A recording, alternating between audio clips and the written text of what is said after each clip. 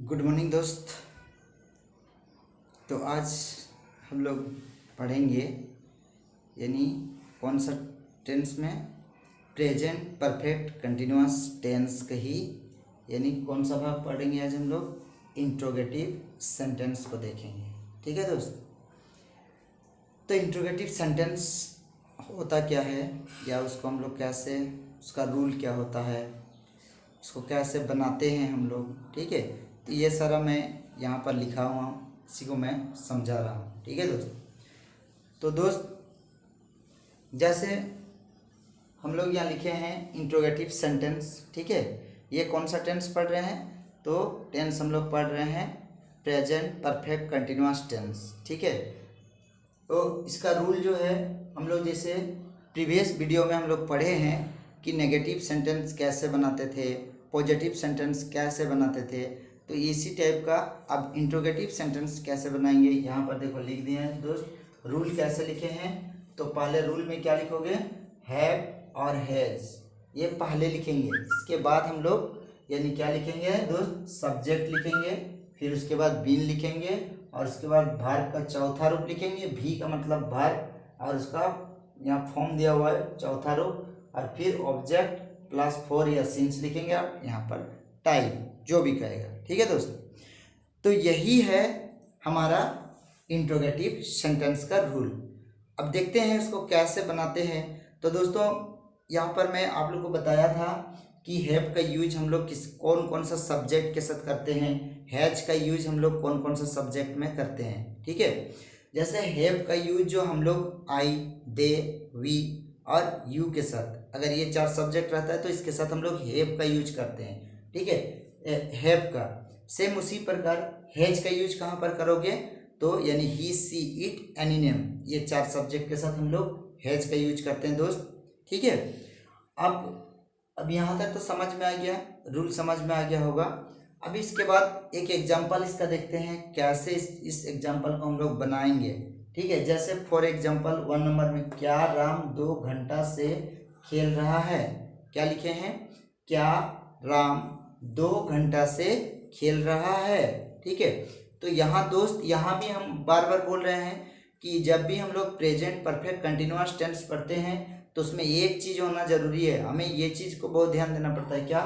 कि टाइम, अगर टाइम नहीं रहता है तो फिर वो हमारा प्रेजेंट परफेक्ट कंटिन्यूअस टेंस नहीं होता है। ठीक है। वो प्रेजेंट कंटिन्यूअस टेंस हो जाता है। इसलिए हमको मेरे को देखना पड़ता है यहाँ पर क्या कि ये टेंस में यानी इस सेंटेंस में टाइम है या नहीं है। तो दोस्त यहाँ पर देखो, यहाँ पर टाइम दिया हुआ है यानी 2 घंटा से बोल रहा है। ठीक है। तो 2 घंटा हमारा क्या है? टाइम है। इसीलिए हम लोग इस टेंस को इस रूल पे बनाएंगे जो अभी हम लोग पढ़ रहे हैं। तो इसमें अभी हम लोग क्या अब क्या लिखेंगे? यहाँ पर हैव लिखेंगे या हैज लिखेंगे। तो कैसे हमें पता चलेगा? तो इसका सब्जेक्ट को चेक करेंगे। पहले सब्जेक्ट क्या है? तो यहाँ दोस्त सब्जेक्ट क्या है? यहाँ पर सब्जेक्ट जैसे राम है तो राम दैट में कोई नाम। ठीक है। कोई किसी का नाम है तो जब किसी का नाम रहता है तो उसके आगे में हम लोग हैज का यूज करते हैं। ठीक है। इसीलिए हम लोग यहाँ पर राम है तो राम है तो इसका आगे क्या लिख दिए? हैज लिख दिए। Has Ram, has Ram. उसके बाद रूल बीन बोल रहा है, बीन लिखे। और हमारा यहाँ पर वर्ब क्या है? खेलना, तो यानी खेल होगा। ये वर्ब है हमारा खेलना। ठीक है। तो इसका क्या होता है? इंग्लिश प्ले होता है, प्ले का प्लेइंग हो जाएगा। ठीक है। इसीलिए हम लोग यहाँ क्या कर दिए? प्लेइंग लिखे। बिफोर बोला है ना, तो दोस्त इसीलिए हम लोग यहाँ पर प्लेइंग कर दिए। अब यहाँ पर फोर लिखेंगे या सिंस लिखेंगे, ये दो कंडीशन मैंने बताए थे कि निश्चित समय के लिए क्या लगाओगे, अनिश्चित के लिए क्या लगाओगे।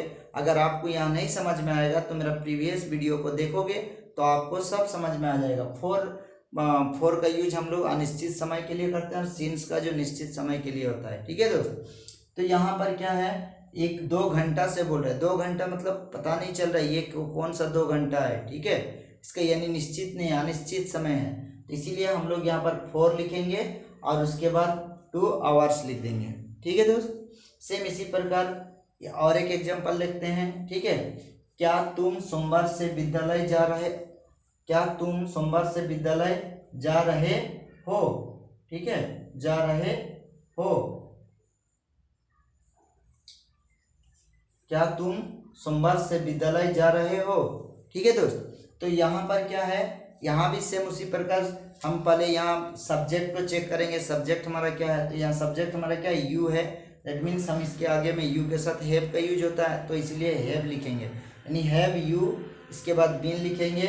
अब जाना यहाँ पर वर्ब है, ठीक है, तो यानी क्या हो जाएगा, गो होता है, गो का गोइंग हो जाएगा, गोइंग टू स्कूल। और यहाँ सिंस मंडे।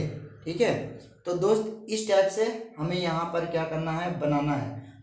अब यहाँ पर थोड़ा ध्यान देना है कि सिंस का यूज इसलिए कर रहे हैं क्योंकि सोमवार एक निश्चित समय है। ठीक है, इसीलिए हम लोग, यानी हमें पता चल रहा है कि वो कब से स्कूल जा रहा है, तो सोमवार से स्कूल जा रहा है, तो यानी हम लोग क्या करेंगे, सिंस का यूज करेंगे, क्योंकि हमें निश्चित समय का पता चल जा रहा है। ठीक है, तो इसी के लिए हम लोग यहाँ सिंस का यूज किए हैं दोस्त। अब क्या है, मैक्सिमम बच्चे यही फॉर और सिंस में ही इसमें मिस्टेक करते हैं, अदरवाइज कहीं दूसरा जगह नहीं। ठीक है, बाद बाकी सभी कोई समझ ही जाते हैं टेंस, लेकिन ये प्रॉब्लम करता है कि फॉर का यूज हम कहाँ करेंगे, सिंस का यूज हम कहाँ करेंगे। इसीलिए मैं इसको शुरू में ही एक अलग सा लिखा भी दिया हूँ।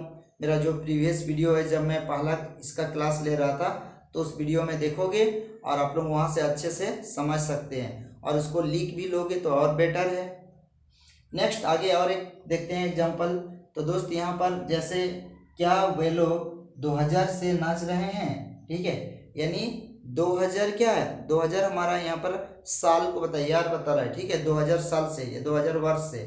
ठीक है, तो 2000 से वो नाच रहे हैं, तो यहाँ भी यानी सब्जेक्ट क्या है, वे लोग है, तो वे लोग मतलब दे होता है, तो दे के आगे में मैं क्या किसका यूज करूँगा, हैव का। इसीलिए दोस्त यहाँ हैव लिखे, have they been dancing since 2000। ठीक है, और लास्ट में क्वेश्चन मार्क। तो दोस्त इस टाइप का है ये।